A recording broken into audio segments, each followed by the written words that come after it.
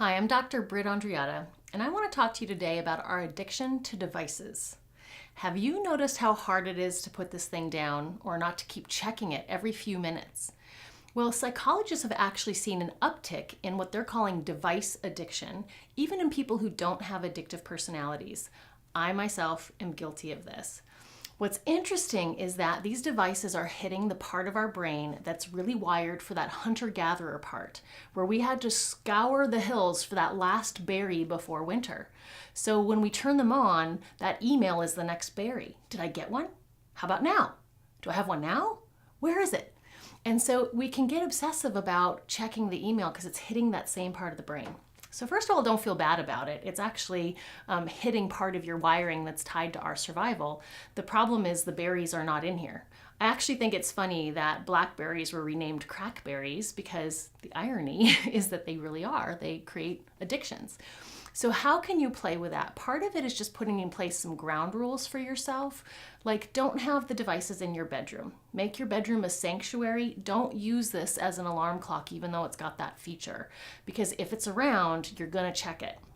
You might also have some ground rules around not having them at meal times so that you actually engage with other people, or that when you walk in the door, there's a basket by the front door that you pop it in. But you're actually gonna have to work hard to counterbalance the way that it hits this part of our brain that can't stop looking at it. True for your email too. So when you're at work, you might wanna close off the screen or actually log out of your email and turn it off so that you can focus on other things. If you're sitting at your desk working on a project and you see that pop come into even out of the corner of your eye, your brain can't help but look. So you actually have to counterbalance that by turning things off and getting them out of your space so that you can focus on other things. They have an important place in our life. I love all of my devices. I would not give away any of them. But here's a fun thing you can do. You can use them for good. There's actually apps that you can put on your phone or your devices that increase mindfulness. So there's a mindfulness app that will ping and remind you to take a few breaths. There's meditation apps. There's gratitude apps. So use the apps to enhance your potential and be careful that you don't let it detract by letting you keep searching for that berry.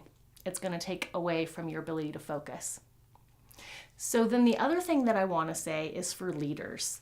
If you're in a position of leadership, you manage other people, you run an organization, you're a parent, a teacher, or a healthcare professional, think about how you can help folks deal with this addiction to devices. Talk about it. I think some people have an unknown addiction building because they just don't realize how powerful it is and what part of the brain it's hitting. Also role model, show people how to put devices away, show people how to have downtime. I know some organizations where they actually have 2-hour blocks every day where email gets turned off so that people can focus on their work projects, and there's an agreement to not interrupt each other. So think about how you can create space for focus and even mindfulness and bring some of those practices into your organizations and teach people how to use these things with care. Thank you.